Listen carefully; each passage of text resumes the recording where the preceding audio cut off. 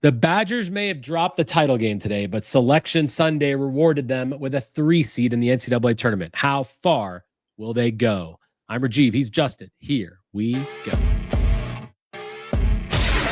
Welcome to the Bucky Report, your destination for all things Wisconsin Badgers. Authentic takes. Oh my God. Game analysis. Touchdown Badgers! Ring one up! And discussion from the fan perspective. Woo-hoo! Thanks for joining us and on Wisconsin.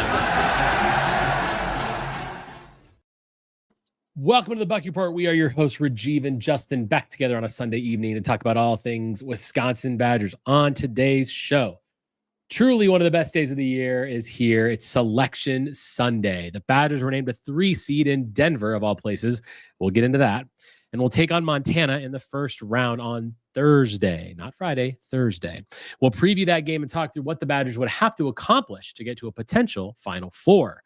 While there's plenty to look forward to, after another fantastic run of the Big Ten tournament, Wisconsin lost in the championship for a second straight year, caused mainly by the ice-cold shooting from pretty much the entire team. And, of course, basketball will be the main topic today, but don't worry, football fans. We've read all about what has been happening in spring practice and spoken to some insiders. We'll give you our thoughts on who appears to be shining thus far and could have a major impact on Luke Fickell's team come August. We are at the Bucky Report on YouTube and wherever you get your podcasts. If you like what we're doing, hit that like button, hit the subscribe button so you know when we make new content. Justin, how are you? It's Selection Sunday. Always a good day. How you doing, my friend?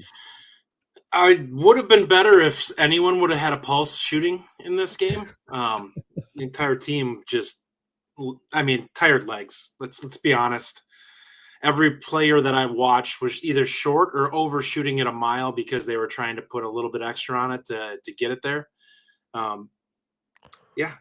Everyone looked tired. Both teams seemed like they were kind of out of it. Thursday for both Michigan and Wisconsin sucks. Like both those teams to play in a championship game on a Sunday and then have to get it together for this. But at least we're not playing in the play-in games. So there's that. I mean, yeah, that is a good thing. How about that? All right, so we'll look quickly just to give you some updates on the tournament. Of course, we are going to get into the tournament. We're going to do a quick segment on the Michigan game first, though. So we are 3 seed playing in Denver. We're not in Milwaukee. We are going to talk all about that. I have several thoughts on this, and we're going to kind of break down what we think the committee did and why we weren't selected for that and all that good stuff. We're playing Montana in Denver in the East Regional. So if we were to advance to the Sweet 16 against either BYU or VCU, we would probably play Alabama in the Sweet 16 as the number 2 seed. So we are going to play a number 2 regardless, obviously. So it doesn't matter there. A little play 2 than a 1. Yeah, but nonetheless, 3 seed is good. Obviously, really happy about that, which we're going to break down entirely. But first, before we talk about the NCAA tournament, Justin, let's quickly talk on the game today. Just a disastrous shooting day for Wisconsin. After having one of the hottest Big Ten tournaments we've had as far as shooting percentage goes, we fell down into the tank again, shooting 17% from 3 and 22% overall. I mean, our stars, of course, just didn't really show up. John Tonje had 9 points, and most of them were at the line. 1 field goal for him. Blackwell was our best player, really 18 points on 6 of 17 shooting. It's a second straight year we've got to the championship game after beating the number 1 seed, which I said earlier this week. I'm like, well, we did beat that. That was a big win, but we couldn't get it done in the championship game. Your thoughts on today's game? Yeah, I kind of take away from this one is that I feel like this team struggled with their size on the interior with scoring. Tonje felt like he was pressing a little bit in this game. And I think that was partially because they were tired. No one truly seemed super comfortable getting into the interior and scoring. We missed a few shots at the rim that we probably normally wouldn't. But this team, I just think personally, I would have rather we lost in the last round simply because I think this team would have been fresher heading into the tournament. We're probably on the 4 line if that happens, though. But I just feel like a game like this, when we were watching the Michigan State game yesterday, I was like, they're going to have 2 really high leverage games to finish out this tournament that are really just draining to players. Like those are the type of games emotionally that take a lot out of you because you're having to scratch and claw for everything in both games. And I feel like that's going to be a problem for Wisconsin in that regard. What I will say is we could have played far worse in this game, given the circumstances. The way we just got abused on defense against Michigan the first time we played them, they really improved in this game. I thought we played really well defensively for the most part, other than closing out on the three-point line. And I think both teams struggle with that, and I think that's just tired legs. Yeah. So quick comment here from Ryan. 12:30 tip on Thursday. I haven't seen that yet. I guess it's been announced, which I'm guessing, Ryan, you mean Central Time. So 10:30 Pacific. That's basically the first game. I hate that. I absolutely hate that. I was literally telling Ryan on our last show that I was with a Michigan State fan several years ago. They played in the first game as a 2 seed. They lost that year to a 15 seed. And the entire Vegas vacation was destroyed. And I have both those days off. I'm going to a casino to watch these games. And if anything happens in that Montana game, man, I'm telling you, I'm going to lose my shit. That cannot happen. I hate this. I don't want to lead off like playing on Thursday. But if we win, then we get to sit back and chill. But come on, man. Really? 12:30 on Thursday? Yikes. Somebody needs to give me some good parlays so I can ask Rajeev to place a bet for me. Stupid Wisconsin rules won't let me bet on in-state colleges. I will bet. I will definitely bet all your bets for you gladly. Okay, so the Michigan game. Look, we just shot horribly. Let's talk about what we did well as far as I'm concerned, which was the rebounding. Like, absolutely fantastic. We out-rebounded them 46-40. We out-rebounded Michigan 46-40. May I remind you that yesterday, Michigan out-rebounded Maryland 47-18. 47-18 yesterday. We're not going to shoot well every game. If we would have shot even remotely well, if one of these guys would have had a shot, we would have beat Michigan today. And I know that that's tough to take, but it also means that it's just going to happen. That's the team. When you are rely on the three as much as we do, we're going to have games like that. That was our fourth game in 4 days. Like, that's never going to happen again. The NCAA tournament doesn't do that. We're not going to have to play that many games in a row. I'm okay with it. What I like is the adjustments that we made on the rebounding side. Like, we were struggling to rebound the ball against Michigan State and UCLA at times. And man, every time Winter and Crowell blocked out Golden or Wolf, they got the rebound almost every time. I thought that was really, really good. So I'm not very low on this game. I'm upset about it just because obviously, like, we lost the championship game again. But I mean, I'm so proud of the run that they went on to notch wins against UCLA and Michigan State like that. That's a really big deal. Like, that helped us.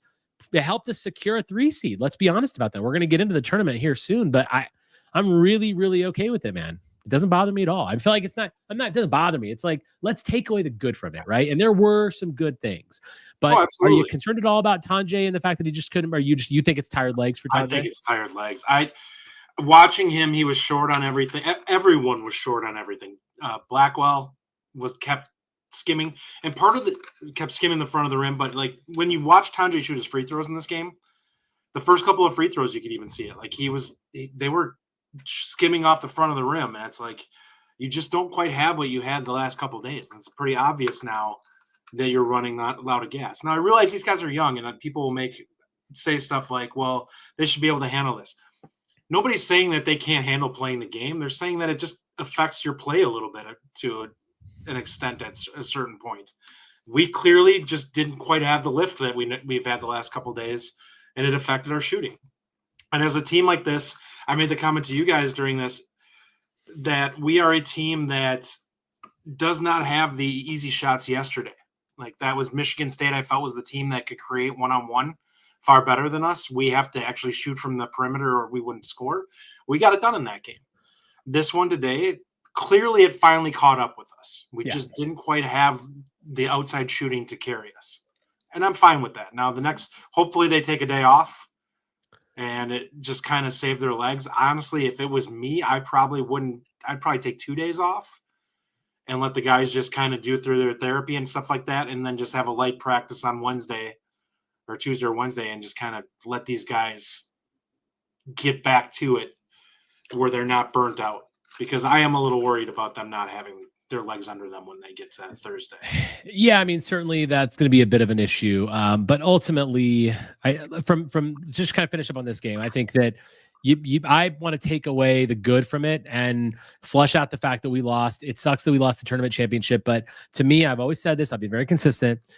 the regular season means way more to me than the Big Ten tournament. I really don't care about the Big Ten tournament. I use it. I said this on our show last week. I'm like, it's just about how it affects you in the actual tournament. Does it kill your seed? Does it help your seed? Like, I don't need to see a ton from it. I want to just, now we had to play all the games. We played 4 and 4. That's as most as you can play. Well, you could have played 5 if you were one of those bad teams, but there's that.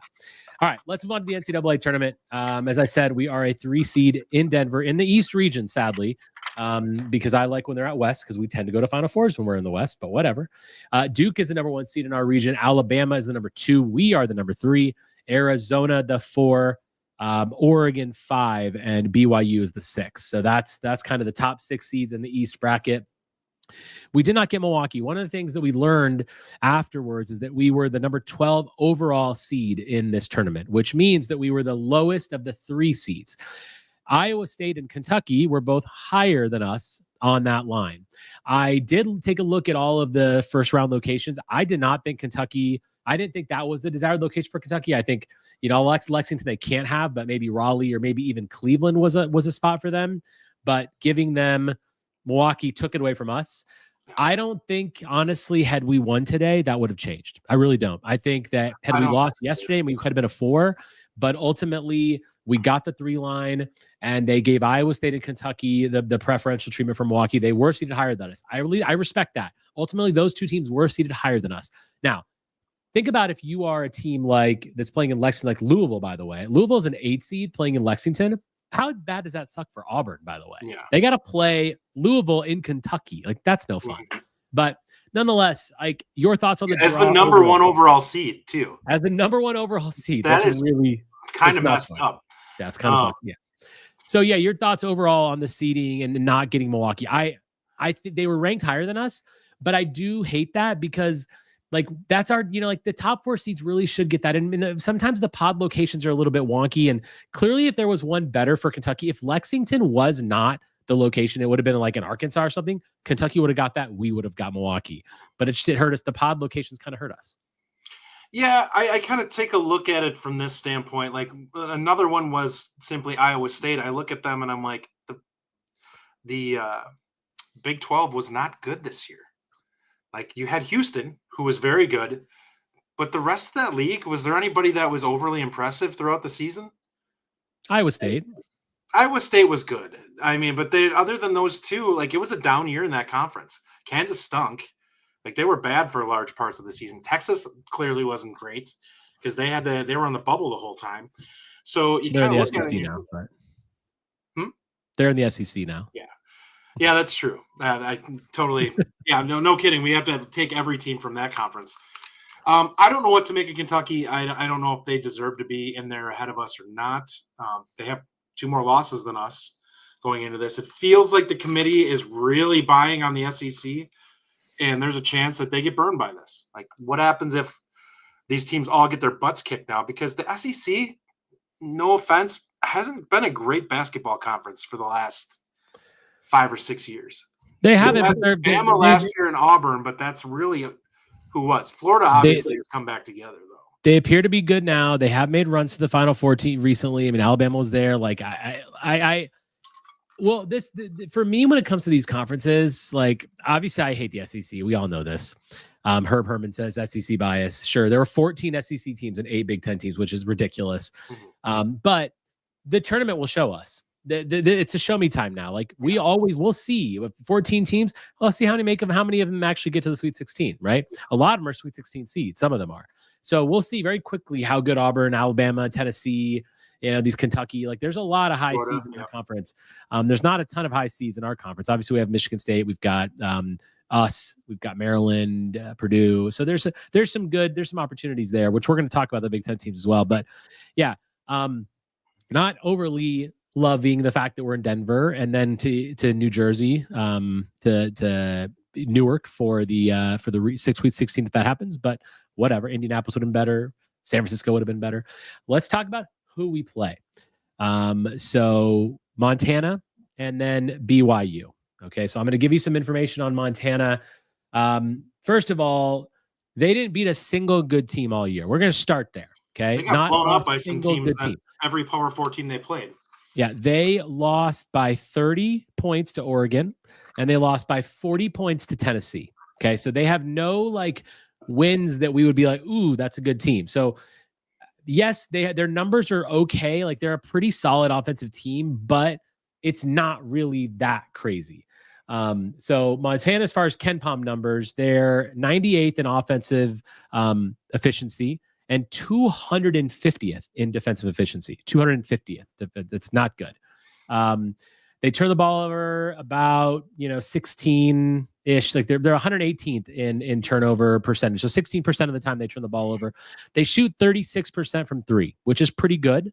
And how that compares to us, we shoot 34.9% from three right now. So they're a solid 3-point shooting team. A little bit about their lineup. Money Williams is their key guy. I think he averages like 16 points a game, if I'm not mistaken. Money Williams, 13.3 points a game. They've got two really kind of solid 3-point specialists on their team in Malik Moore and Austin Patterson. They both shoot around 40%. They take a combined about 8-9 threes a game there. But Money Williams is really the guy on their team. He is a 6'4" guard. He's their point guard, basically. So he's got some size for a guard. He's a sophomore there, but he basically is like involved in almost everything they do. His efficiency is 29.4 usage percentage, like not efficiency, it's usage percentage. He's used more than John Tonje is, right? So that gives you a sense of that's the kind of guy that we really need to stop. There's really no height on their team as far as starting lineups. Their tallest guy is pretty much 6'8". So you think Nolan Winter and Stephen Krause should go? They should have a pretty solid game. What have you learned about Montana, and what are your thoughts on that matchup? Watching a little bit of film on them, I was kind of taken aback by how small they actually were. They're not overly athletic. I feel like if there's a recipe for them to win this game, it's going to be they're going to have to avoid turnovers and they're going to have to shoot the lights out, because I don't think they're a team that can get downhill on us, and I don't think they're a team that's going to be able to score in the paint at all. So it's basically live by the three, die by the three for them. It's possible they could do it, but they're not a great defensive team, which is also another aspect of it. This is a game Wisconsin should win, and should win comfortably. Dude, 100%. The more I read, and ever since, after the live selection show I did with Ryan on Locked On, I've been looking at these numbers ever since. This team, I'm sorry, if we lose to this team, I'm going to be absolutely beside myself. This isn't JMU. This is a team this is not JMU. This is not less athletic. See, JMU, the one thing you could say about them is they were like sneaky athletic. They didn't have a ton of size, but the size that they did have was actually physical and athletic. Whereas what we have is what this team has is absolutely not that. I want to see, and I've been saying this for weeks now, like I want to see some post. I want to see Stephen Krause in the post. If they double team him, kick it out and shoot the three, you're going to have it all day long. This team is not good defensively. So they're not going to be able to stop him. They're just not. If you put him on the block one-on-one versus their big, they're to John Sawyer, who's also a pretty good 3-point shooter. You put him out there, he's not going to stop him. He's just not. So you got to I understand, I'm all for shooting the three, but if you're cold in any way, shape, or form, and they start to take a lead, they're going to get belief, the confidence. Like, you need to put that team down and put them down quick, which means score in the paint, dominate the parts of the game that we can. And we know we can, because we just have there's a talent advantage there. There just is. And Stephen Krause is more athletic than them. It's not close. Right. I mean, it's veteran leadership, always does well in the tournament. So yeah, I feel like we really need to win this game. And you're right. We need to win it convincingly. We're 17.5 point favorites, by the way, 17.5 point favorites. That's the biggest. It's probably the biggest line we've had all year. Montana is definitely, if they were in this conference, they would finish dead last. I mean, they are not a team. Oh, they probably wouldn't win a game in the Big Ten. And but we lost to Penn State. So like, it's just like, we need to make sure all we have to do is show up honestly and play. If we screw around, we turn the ball over, we try to play hero ball, shoot threes all day, then sure, they can upset us. We see it every single year. There's a 15 versus over a 2 or a 14 over a 3. There's always the 11s and the 12s and even some 13s. But 14 is 90%, right? Since 2018, 90.6% of 3 seeds have won their first round game. So it's kind of like a chalk situation. No. We cannot have a loss on Thursday. It would destroy us. It would destroy this fan base. Murph here saying shoot 70 of 40 from three. Let me put it to you this way. The recipe for this game is simply just let JB and Tanjay go downhill. They're not athletic enough to stay in front of us. Those two should feast at the rim if they play this game the way they should. I don't know if they'll pack it in or not with this, but if they do, I still think we're capable because there's no real shot blocking presence or rim protection with this team that they're going to be playing. The bigs that they have are guys who are kind of just they're guys who are, below the rim type defensive guys. So we should not have an issue with scoring at the rim in this game. And that's why I'm not super afraid of playing this Montana team where they could be problematic. We've played teams that have that athletic 6'8", 6'9" guy that can challenge at the rim a little bit. They don't have that. They're not capable of providing somebody who can be a problem in that way for Wisconsin to get in rough shape. So I like where this team is potentially set up to have a game where we should coast. I still think hopefully you get out of it without having to play at high leverage, and hopefully you can play into your bench a little bit. This is a game where ideally your starters play high 20s for minutes, and then you can sit them the rest of the time because you're going to need your guys on Sunday. Yeah, I mean, or Saturday, I should say. Listen, I would love that. I would love if we were up by 30 and we could rest our starters, but I don't think Montana's a good team. I don't think we're going to lose to Montana, but Greg Gard in the first round just scares me right now because there's this sort of stigma. There's the stigma attached to this team potentially losing in the first round, and that is what scares me. It's not the team that we're playing. Second round, we're going to talk about that game in a minute, but this Montana team, put them away. Go into the lane. Let Steven Crowell do his thing. John Tanjay, no one's going to be able to guard him out. They're not good defensively. They're not. We've just played Michigan and Michigan State, two really good defensive teams, and UCLA is not necessarily the best defensively, but we put a ton of points on them. We're leading the conference in scoring defense. Right. I mean, we need John Tanjay should be able to get to the rim. Blackwell, penetrate. That should happen more today too. Penetrate more to the rim. Let's put them in foul trouble. Let's not get ourselves in foul trouble. That is very dangerous, by the way, in the NCAA tournament. I've said this before.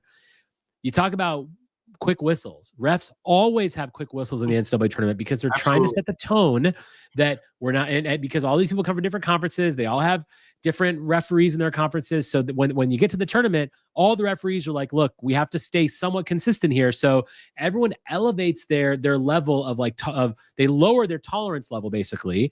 And that's what happens. You get quick whistles. Mm-hmm. So if you're going to leave your feet, down and near the block, you're probably going to get a foul, right? You have to be really sound on that because the last thing we need is to put our guys in foul trouble and cause any because giving them any confidence is just not in the question. Which I will say is why I feel more confident with this Big Ten group going in than in previous years. This is the first time in a while I've looked at the Big Ten and said we have 3 or 4 teams that I think can play that type of basketball where they're not like the gritty defensive teams that are used to winning in the high 60s. There's a lot more teams that are free-flowing this year in the Big Ten than what we've had in recent years. They're not teams that are going to rely on being super physical defensively. I feel like the league is balanced out a little bit more in that regard, which is why I think we'll actually do pretty well overall for the Big Ten with this group. Yeah. I think Michigan State has a chance to make a real run like that. I think Richardson has a chance to be a tournament darling. And same with what's the kid from Maryland? Queen. Derek Queen, yeah. He's got a Listen, chance. Anytime Michigan State is in the tournament as a top 3 seed, I pretty much put him in the Final Four because Tom Izzo is a dynamite coach. Well, he's got athleticism on that team. He had some great things to say about Greg Gard. His press conference post that game was really good. Check that out. Some comments here from the community. What was that? I just lost my. Badger Borman says 1-12 versus quad 1. So that's Montana 1-12 versus quad 1, which is great. I think was that about us or was that about North Carolina? I thought no, 1-12 versus quad 1 is Montana. I'm guessing. Okay. Yeah. Herb Herman saw their conference title game. They're not good. They lack playmakers. Mm-hmm. Chris Schwintz is not worried about Montana, but BYU, I'm not so sure about. We're going to get into the BYU game. That's definitely going to be a thing. Shauna Ballard says, please fly to Denver ASAP. Altitude matters. Montana and BYU used to altitude. Yeah, I was talking to Ryan a little bit about this earlier. I think from an endurance perspective and running up and down the court, that's obviously where this matters. Like shooting, it's not like going to be a thing. You're going to warm up. You're going to understand the shot. The ball's not going to travel that much different. It's just going to really be the being winded. And can you deal with that endurance in an up and down game? We play a pretty fast pace. So that is something, and I'm sure we will. I'm sure we'll get out there probably on Tuesday, at least, if not earlier, and get acclimated, get shooting there, all that kind of stuff. But I'm not really concerned about that. Mr. October, go ahead by 30, pull starters early. Yeah, I mean that would be great. That would absolutely be great. Murph says this is the kind of game where having 5 guys that can shoot makes it living hell for Montana. It legitimately does against every team that we play, and potentially in this side of the bracket until we get to a team like Duke. Even Alabama, if Grant Nelson is dinged up for this game, that could hurt them. There's not a lot of size on our side of the bracket.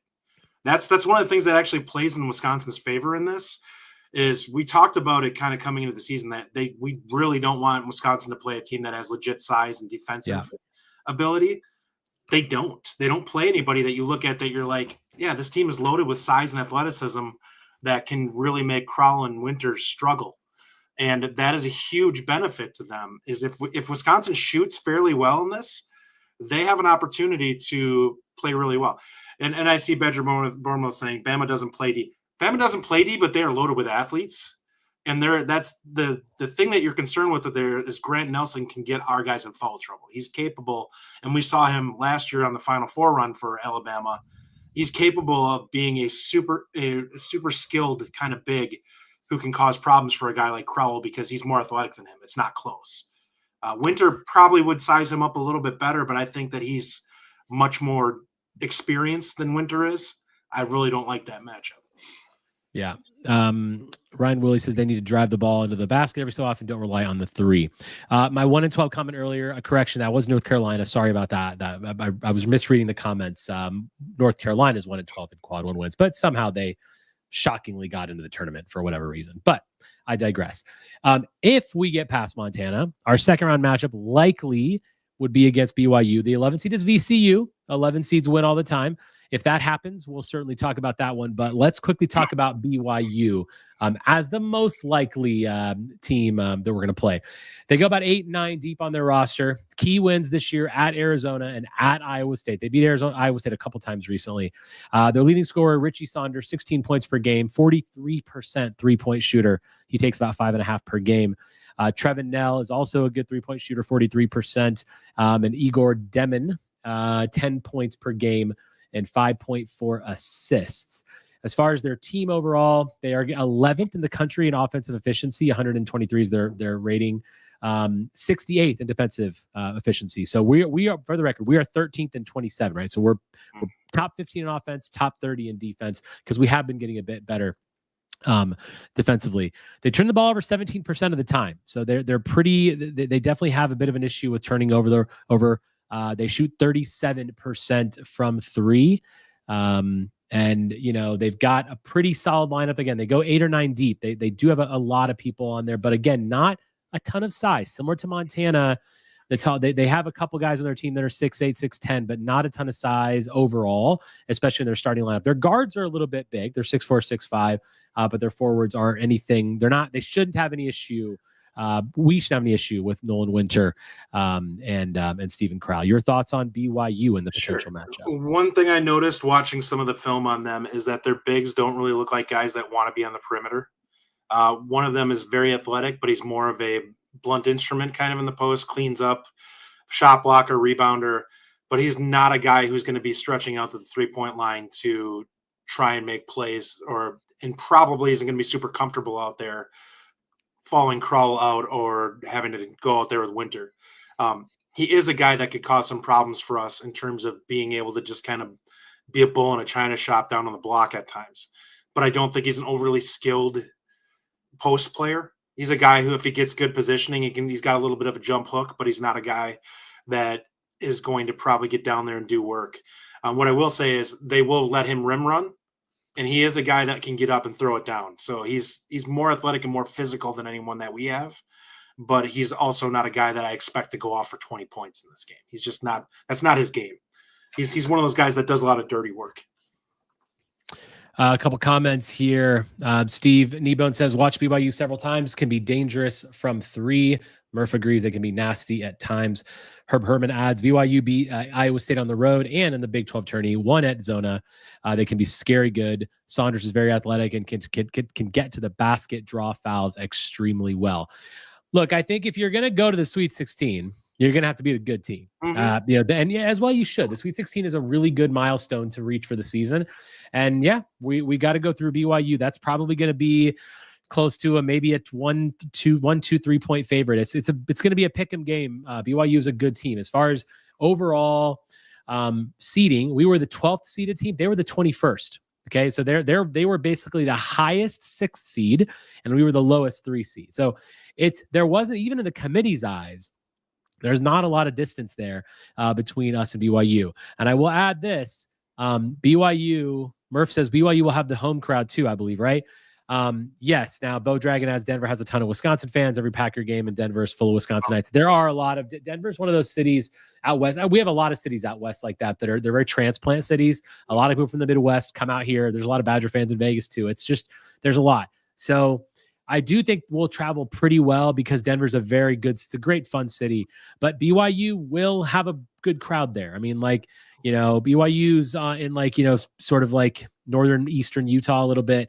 It's not far from Denver. It's definitely they gave BYU a preferential site. If BYU could have been anywhere for the first round, they wouldn't have chose Seattle. They would have chose Denver.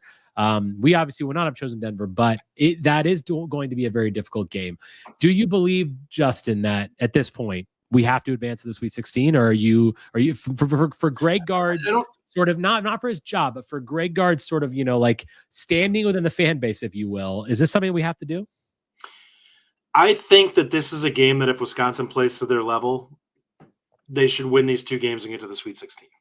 They have to play to their level, though. Like, I'm not talking about what they looked like with Klesmet injured and playing, like this last couple of games here. But we've seen what they're capable of when they're playing well.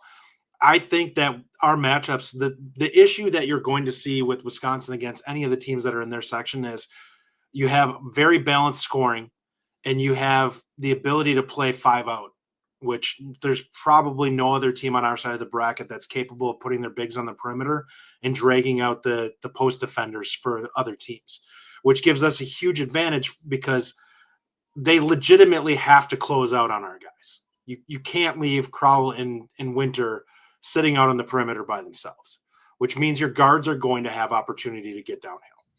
Tanjay and Blackwell are both capable, even if they have a guy who's potentially more athletic on them, of just being more physical and strong and getting to the rim. So I think that this team needs to get it done. Now, there's a potential for them to lose this game and it not to be on guard. Like we've seen some of these games where we thought where they've had periods of the game where they're just not executing. We have played really well as of late, and the team seems locked in mentally, which to me is a big deal. I would like to see them get this done. I think they need to, for Gard's sake, from the big picture narrative, probably need a Sweet 16 out of him, though. Yeah, I think, and Bo Dragon, and I'm sorry, I'm typing up a comment right now, but Bo Dragon put a comment that basically, I think kind of sums it up. He says, if not now, when? Yeah. And I think that's kind of where I'm at with this right now. I feel like when I think about this team and where we are,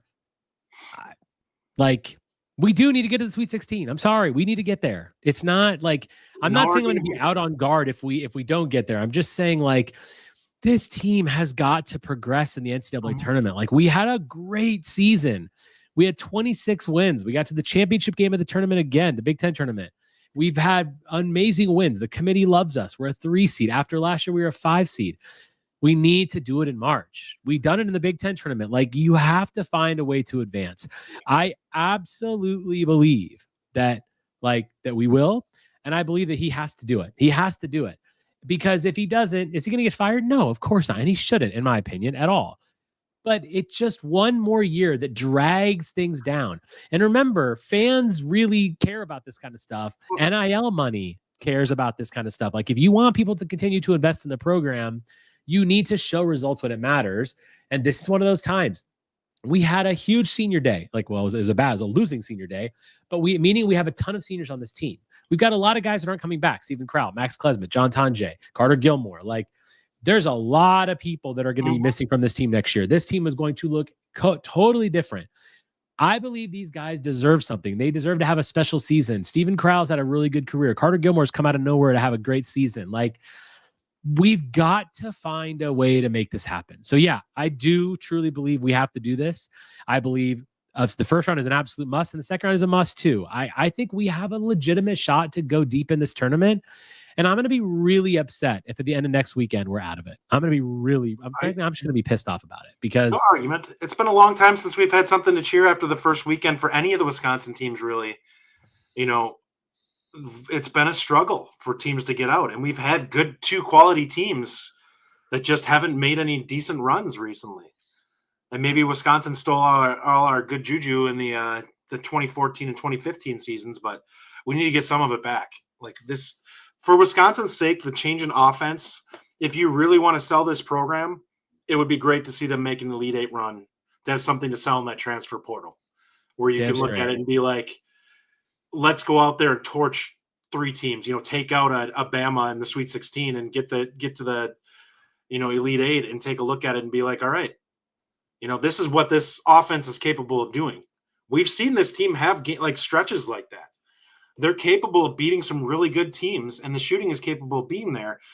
I think the bench is probably in a better place than it's been all season because I do think that Amos seems to be getting it now, like not to just jack up bad shots. And he's mostly played well in defense and really rebounded well the last few times he's been out there. He's been providing some good minutes. That's a big deal for this team. They need some size that's capable of providing a little bit more depth.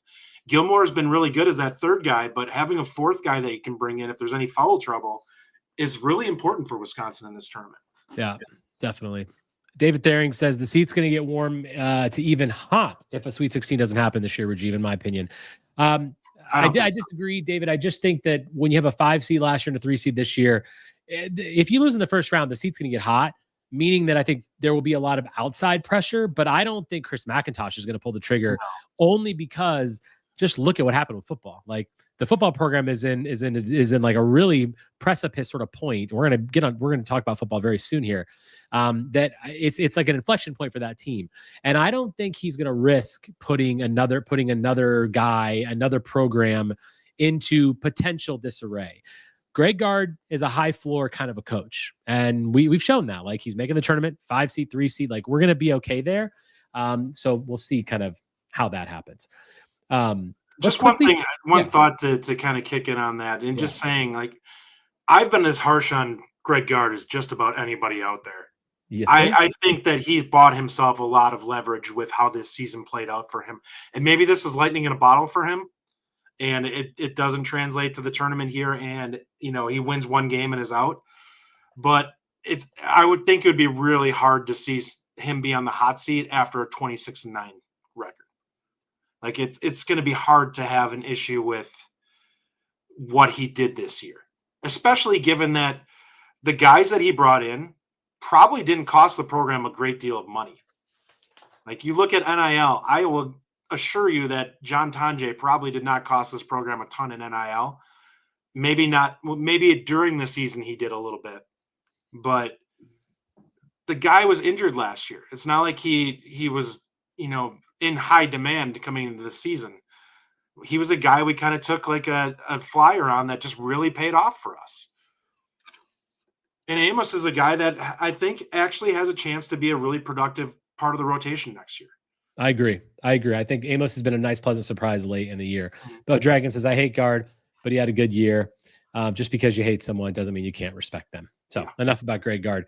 Let's quickly talk about the actual bracket itself. Justin, do you feel like if we were to continue on, it's likely Alabama, which we talked about, and then potentially Duke or maybe Arizona again. Do you think what's the ceiling here? Do you think we can get to the Final Four? Do you think there's any like a legitimate shot of us actually making a run here? I think some of it will depend on Cooper Flagg. If he's more dinged up than what they're putting out there, then that's going to be a major issue for them because he's their best player. I still think Duke is really good, but I think you take a player that's the first pick in the draft off their team, that changes things greatly for any team. So if he's out, I think Wisconsin's got every chance to make a run here. And they probably got the most lame duck of a number one seed in that regard, simply because of that. If he's out, and you could look at it simply with Alabama too, if Grant Nelson's out.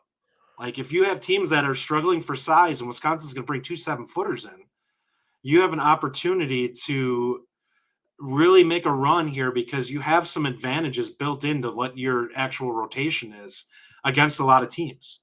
They've got to play hard, though. They've got to rebound the way they did against Michigan, and they're going to have to shoot better than they have. If they rebound the way they did against Michigan today, we're going to have a really good tournament because that was a heck of a showing there. Mm-hmm. Neza puts this comment up there, and I like this. I like this. Sweet 16, 80%, Final Four, 5%. Give me your percentages, Justin. What percentage do we make the Sweet 16, and what percentage do we make the Final Four? This is a fun little game. I would hesitate to ever say a Sweet 16 is 80%, but I would probably say it's somewhere in like the 65 range. Like, I think that BYU is a game, if they play to their capabilities, they should beat them. A Final Four is probably 10%, which we're a 3 seed. That's not a huge number, but I think they're capable of doing it. Listen, if Wisconsin gets hot, they can beat any team in this tournament. I think there's some good teams, but there's not a UConn like there was last year that's just coming through and just obliterating everybody. That's going to turn it on now. So I think that there's a possibility, if they shoot well, that they can beat anybody. And I think that they have bigs that are capable of causing some issues defensively for teams that don't have guys that want to be pulled out to the perimeter. There's not many teams that play the way Wisconsin does with 5 out. Yeah.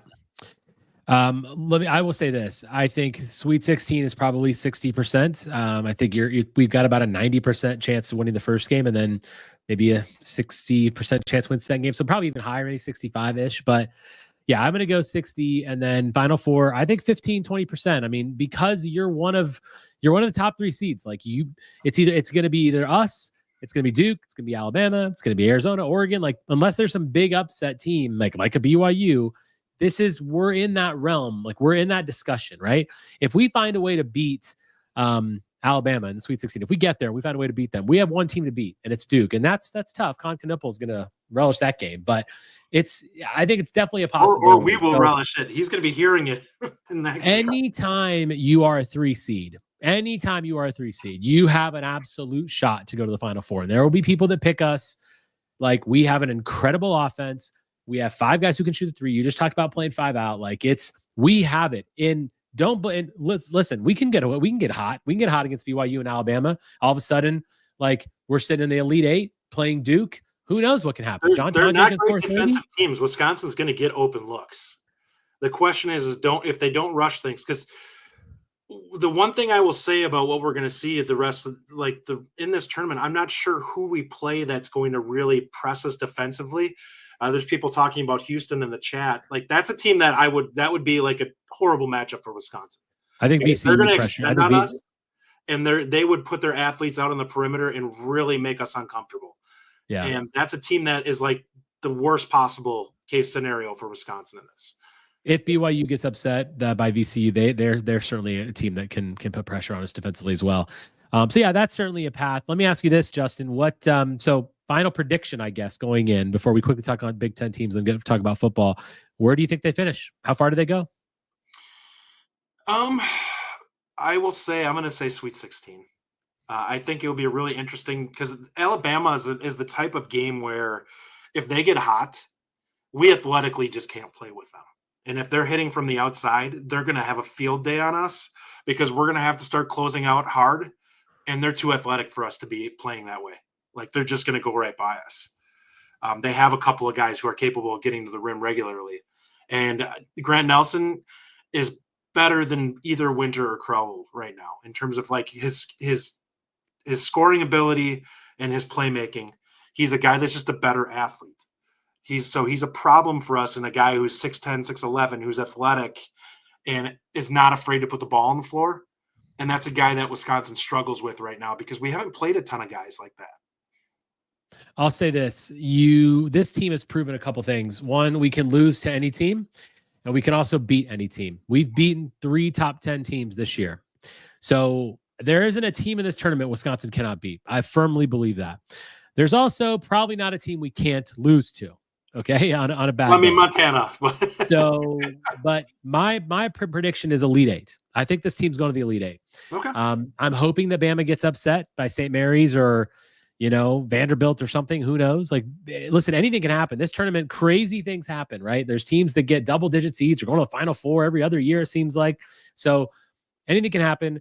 I think we're going to the Elite Eight. I feel like that's where our train gets stopped, mainly because we're going to be playing stupid Duke, and Duke, just like stupid 2015, and that stupid game against stupid Grayson Allen. Like, yeah, it's going to be like that. It's going to be like that. Duke's going to beat us because that's just what they do, and that's annoying. But I think this is an Elite Eight team. I'm really excited about this tournament, and it starts on Thursday. Outside of Wisconsin, probably Michigan State. I know is that your answer, but maybe outside of Michigan State. Who's a Big Ten team that you feel like can do well in this tournament based on the bracket and the way that it's lined up? I think absolutely Michigan State. I think their bigs play gritty, and they're athletic enough on the perimeter. I think Michigan, if their guards play well, has a capability of it because they have 2 bigs that are going to be a matchup nightmare for anybody. That 2-man offensive game that they have with their bigs when they want to start messing with teams, there's nobody that can play with that in this tournament because those 2 guys – you have one guy that's capable of being physical enough to be a problem, and the other guy who's a smooth enough athlete to basically be the one that initiates the offense with him, and has so much height. Like, they're going to be a problem for teams, but I question whether their guards can play consistently enough for them to make a super deep run. I think you look at Purdue, and I think they have a big who's capable of scoring, and they have guards that are going to be a problem for a lot of teams. And they shoot well from the outside. Yeah, so for me, obviously I agree Michigan State's going to be a team that does well. I think there's 2 teams, other teams to watch out for, and that's Maryland and Purdue. Maryland had a really, really good finish to the season, right? Derek Queen looks like he is an absolute dude. They've got a lot of players on that team that are next level, and that they've got a lot of athletes. They play solid defense. They can shoot. They can score in different ways. They're really good. And I totally agree with you on Purdue. Purdue is a 4 seed. They would have to play Clemson and then maybe Houston in the Sweet 16. Look, I mean, Purdue, Braden Smith, Big Ten Player of the Year, Fletcher Lawyer, they've got good shooters out there. Trey Coffin-Wren, we know about him. We know how dangerous they are. The issue with Purdue is they're not deep. So if they get in foul trouble, they're toast. But if they don't, and if those 5 guys can stay on the floor, Purdue is still a really, really good team. And I know a lot of people in the chat are talking about Illinois. They're 6th seed playing in Milwaukee. Nice. Would be nice. They're playing Kentucky in the second round if they get there. And then potentially Tennessee or maybe even UCLA. Illinois feels like they're fading to me. I mean, they got blown off the court by Maryland. And they've a week and a half ago that they lost to Duke where they got beat by 30. Yeah, they're struggling with the better teams right now. The issue with Illinois for me is defense. They are they can't stop anybody, and that's a problem. And I think that to me is why I don't think Illinois is really going to get there. Now we have the same issue, but we're even better, have a better rating than them. All right, let's close up shop on basketball for a few minutes and talk about the other fun sport. Spring football has started, by the way. In case you didn't know, we're going to tell you all about it. We've had how many practices now? 2, right? 2 practices. So we've been hearing a lot of stuff. Obviously, go check out Nick Osen and his team's work. I think Payne, the other guy that's writing right now on 247. Go check out all the sites, Badger Blitz, all these guys. Go check out all the journals, read all their stuff. That's something we do. We've been talking to some people as well. Kokorowski and Bartholomew. Yep. Yeah, I mean, there's so much content out there, but go and soak it up because it's fun to watch and we'll listen to, or just come here and we'll tell you about it. Justin, give me some of your takes. What have you heard so far? Who are some of the big players? Give me your sort of spring football 2 practices in rundown. Sure. So biggest thing that I've heard that keeps getting kind of regurgitated by the press is how much crisper the offense looks. What I will say about that is I think that is massive because we didn't hear that the last couple of years, and that was even with the returning scheme in year 2. I believe that this coaching staff offensively, like there's some of the changes that they made in terms of trying to get everyone on the same page with offense. Number one, the first thing I'll say is I just think that this offense is the way that Grimes wants to run it is much more structured than what they had last year. There's less creativity and just, working off of stuff. One of the things I'll say that with the transfer portal that's a problem is when you're turning over this much of your roster, you can't rely on creativity and guys having to figure out mentally what they need to be doing, like reading routes and stuff like that. Option routes are going to be a problem unless you have guys in your system for multiple years. I don't know how often you're going to get that opportunity going forward with the transfer portal. So Wisconsin going to a more structured offense where guys just understand what they're supposed to be doing is going to be a big difference. Playing with shifts in motion to help the quarterback see things more clearly and more easily is going to be a huge plus. Having situational, like leaning on your offensive line, which was probably your strength last year, which I don't think people give it enough credit for. I will agree with people that kind of beat them up in terms of the run blocking. We weren't a super effective run blocking team last year. We were great in pass protection. I think that the run offense gets better this year. I think both of the guys that they have out there, it sounds like the top two guys right now, it seems like Dupree's the number one, but it's like a 3-man rotation for the top group, which is the top two have been Dylan, Jones, and Dupree. And then Yakimelli's been in there kind of too. And I think all three of those guys can be effective in this scheme. Atuka will be a guy I think that they'll probably try to give him some short yardage carries and try to get him, into the group a little bit. I think he's a year away. I think he's a guy that's going to add a lot more next year. But the other thing is you have somebody like Jaden Ballard, who in the first couple of practices has looked really good. Physical talent has always been there. As Ryan has talked about on his podcast, he's heard some things that he wasn't a hard worker while he was at Ohio State. All the talent in the world, but wasn't a guy who wanted to work hard. Well, you look at this and maybe it's finally the light bulb's coming on with 1 year left where he's looking at it and he's like, I either get my act together or the NFL is not even in play. So you think about a guy, him and Vinny on opposite sides give you a lot of flexibility with offense with that type of receiver speed. Yeah, some of the few things that I heard that I wanted to touch on. One was, of course, which I knew I'd overreact to it, but which I'm going to overreact to it. Billy Edwards seems like a guy that can be really good. I mean, you see some comments and people that I've spoken with that it's a different level from what we had with Braden Locke. It just is. Like, he's a different level player. He is a different level athlete. He can obviously use his legs really well. He's a big guy that definitely has quite the hell of an arm. The other thing, as you mentioned, was Jaden Ballard. I was surprised we've been talking about who that other sort of outside guy was going to be. We know Vinny Anthony's going to start. We know that Tretch is going to start in the slot. So who that guy would be. Jaden Ballard seems to be getting a lot of those reps. One other thing that I wanted to mention, and Nessa brought it up here as well, Eugene Hilton. Your boy. I've been talking about Eugene Hilton for a while. If you remember, he was one of my favorites in the class. And I liked him a lot more than I liked some of the other receivers that we were targeting. And no surprise, Eugene Hilton's had a nice couple days of practice. Now, again, this is just a couple days of practice. But I can tell you right now, Justin and I are going to do that. And Ryan, we're going to overreact to this stuff because that's what we're going to do. We're excited. We want to soak up all the good stuff and tell you about what we're hearing about. So Eugene Hilton's one of those guys. I'm not saying he's going to be in a regular rotation next year, but I do think he's going to have an impact. I think it's clear, just even from a couple practices, athletically, from what I'm hearing, he looks to be really crisp shaped. Route running is good, really good hands, good separation. I heard from someone I talked to. I mean, I think that's it's really nice when a freshman has that kind of talent coming in. The last thing I'll mention, I want to know your thoughts on this as well, is I've heard a couple different places that, we talked a lot last year about the 2-4-5. And that system of 2 down linemen, that appears to be dead. And you also have talked a lot about that and how you don't think we're going to have that again. Luke Fickell said many times about wanting to get bigger. Sounds like that's happening, whether it's 3-man fronts, 4-man fronts, whether it's that big, like one sort of pass rush on one end, a bigger defensive end on the other side. It looks like we're going to have a little bit of multiplicity on defense, which we like.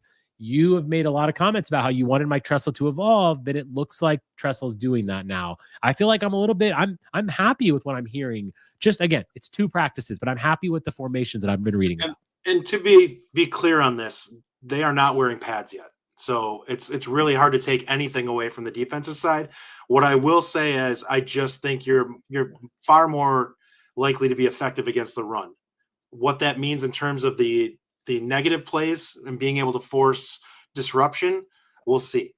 I do think they'll hold up much better against the run game, which in turn will give them opportunities to turn guys loose in the pass rush game. I think the secondary is going to be fine. The back seven, I feel pretty confident is going to be good. We'll see what happens with everything else, but I think the linebackers are going to be a strength in the interior, the two inside guys, and I actually think that the secondary is obviously very experienced. We'll see what happens at safety. It's going to be really interesting. It sounds like Young had a really good first practice. Yeah. I think there's some guys there that have an opportunity to fill in. Somebody asked in one of the others who we thought would play the slot. I think that's a lock to be Brown. I think he's going to be used as kind of a jack of all trades. But when they need to bring somebody down in the slot, it's probably going to be him. Yeah.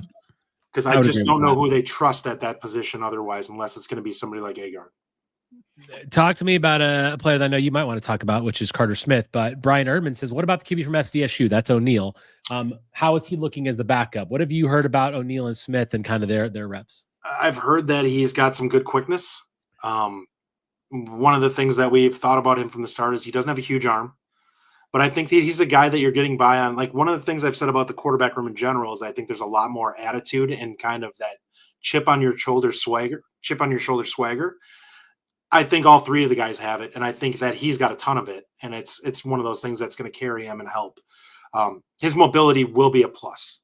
You have somebody that can break the pocket, and he might not be winging it up deep downfield. He can buy himself some time to get guys in the short and intermediate areas time to get open so he can make some plays with his legs. Yeah. And your boy Carter Smith is there he's on campus. You're pretty excited about him. Yeah, I think we've just already heard some things about him being already looking like he just gets it more than what Mabry did last year. And I just think his mindset and the type of player that he is, he's such a bulldog he's one of those guys that look at, he's kind of like, we talk about offensive linemen who the technique isn't always right, but they're just gritty and they get it done. That's the type of quarterback that I think Carter Smith is. Like, he's one of those guys that's just going to bust his butt, and it may not always look pretty, but he's going to get it done. When's the next practice? I believe Thursday again. I think they go Thursday, Saturday again, and then they take their break. I have the schedule, but I don't have it in front of me. Yeah, so, all right. So Justin, tell me about what else do you want to see? So let's say we're here next weekend. We'll be talking about basketball a lot, but what's one thing that you want to hear this week coming out of spring practice that you haven't heard already? I want to hear that the defensive line is disruptive. I think we feel fairly confident in the offensive line for this season. I actually think it has potential to be better than what last year was. I want to hear that the defensive line is actually kind of the one that is dictating in practice, and that the run game is struggling a little bit, because I do trust that I think that those things will be improved. So if the defensive line sounds like it's capable of physically being able to hold up, that'll be huge for this team. It's going to be tough to hold up against in the 1v1s against our offensive line, though. That's our offensive line is good. Mm-hmm. But that'll be interesting to see, no doubt. Yeah. So we'll keep giving you updates on spring football as we kind of have more practices and go from there. But Justin, tournament's here. Like, this is going to be fun for the next couple of weeks. We're obviously going to be talking a lot about basketball, and then of course when they take their break in April, spring practice picks back up, and we'll really be diving into it then. And their spring game, it's April 19th, right? Is the open practice, I believe? Yeah, April 19th is the date that's listed for. Yeah. All right. 2-hour scrimmage. Right. 2-hour scrimmage. So there you go. Final score, Justin, for Montana before we close the show. They're not a great defensive team. I think Wisconsin gets their legs back under them. I'm going to say 85-63. I wanted to say 90, but it's tough in the tournament. I think they'll coast if they get up quite a bit. Yeah, the whistles. Yeah. So I would say 85 to 66. Mr. October says 83-62 cover. Yeah. Cover 17.5 is going to be a tough cover just in general. Let me give you a tip. And I'm hoping to do something later this week on some gambling stuff. One of my favorite bets is first half unders in the NCAA tournament. First half unders. Go look at it. Check it out. on FanDuel, whatever. Because again, the tournament, teams are scared. Teams are very nervous early in games. They don't shoot the ball typically well. They're seeing teams they've never seen before. So they're seeing looks they haven't seen. Fouls get called. Teams get tight. It's a really good bet. Generally, it's just half of your over and under. Take the first half under. It's not going to win every time, but it is going to win a lot of the time. Any final thoughts, Justin, before we close the show today? No, I mean, I think we got roughly what we were expecting for the Badgers from the basketball team. A 3 seed sounds about right, in my opinion. I think this team is ready to play. They had a really tough game, and Michigan is honestly their kryptonite in terms of what they're capable of doing. So I don't take a lot away from today. This team was tired.